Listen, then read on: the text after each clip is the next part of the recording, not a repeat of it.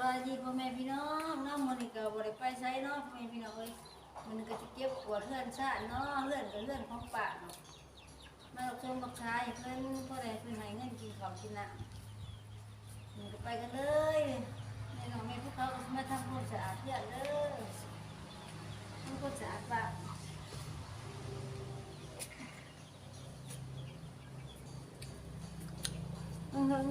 จังสิจบกันนำแม่เด้อเอากล่องได้กล่องดังบ่พวกเขา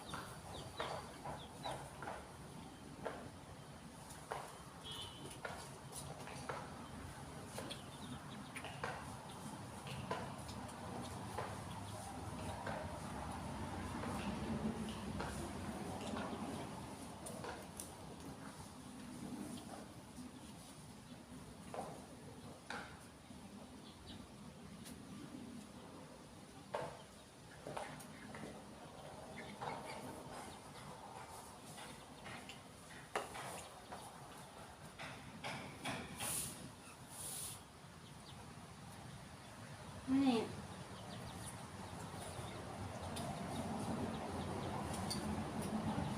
มันยักษ์กล่องมันแม่อ้วนมันแม่ที่ดัก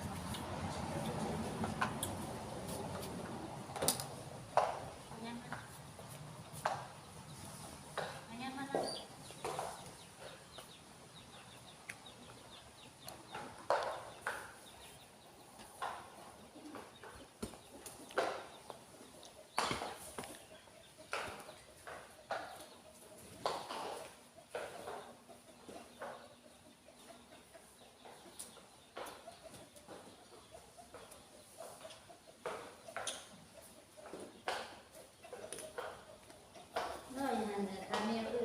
มันยักษ์กล่องมันนั่งแต่ตรงนี้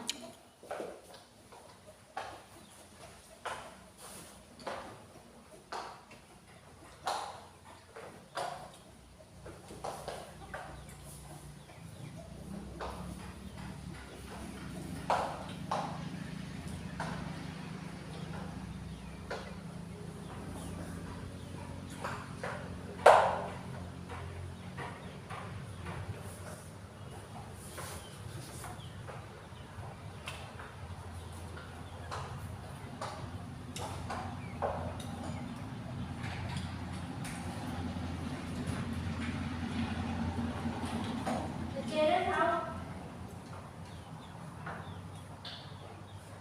เอามาเจ๊เลยเอาไปเห็นมึงปวดเอามือมึงเลยสิปวดเอาไว้หันเลยใช่มึงมีเลยมันฆ่าไปขยันมาขยันมา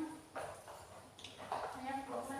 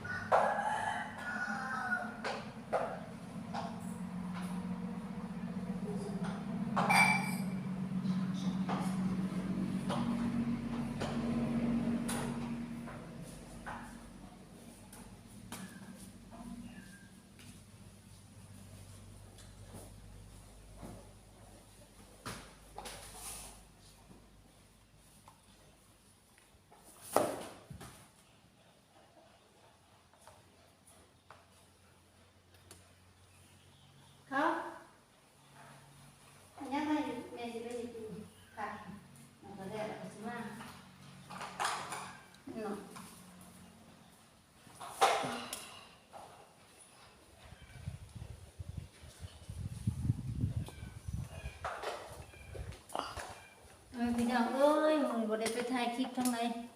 ถ่ายผู้ชมเลยมันนี่อยู่เพื่อนเบิดมึงทำความสะอาดเพื่อน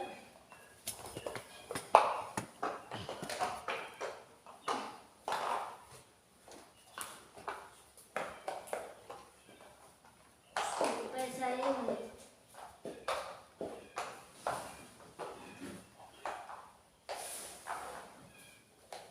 เพราะว่าไปทั้งไหนเลยเนี่ยโควิดดึงโควิดร้ายอยู่บ้านเท่าเด็กเลย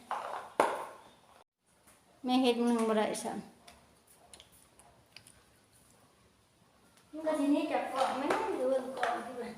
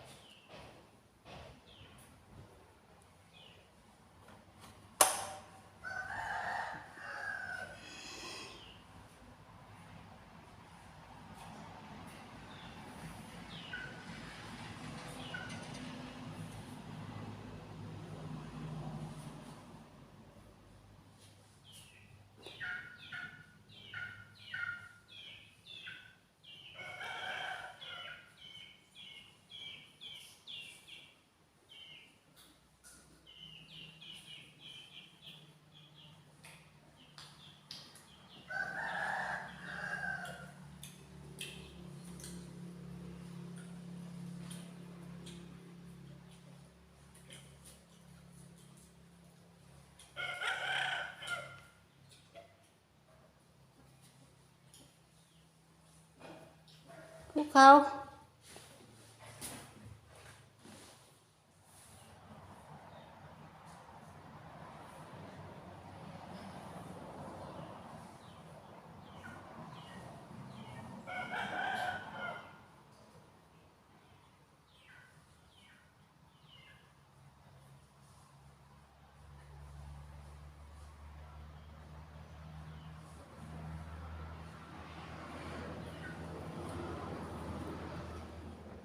สำหรับคลิปนี้จบเพียงเท่านี้เด้อพ่อแม่พี่น้องฝากกดไลค์กดแชร์กดติดตามให้แน่ถ้าให้เบิ่งคลิปก่อนก็ขอให้รับให้ด้วยเด้อพ่อแม่พี่น้อง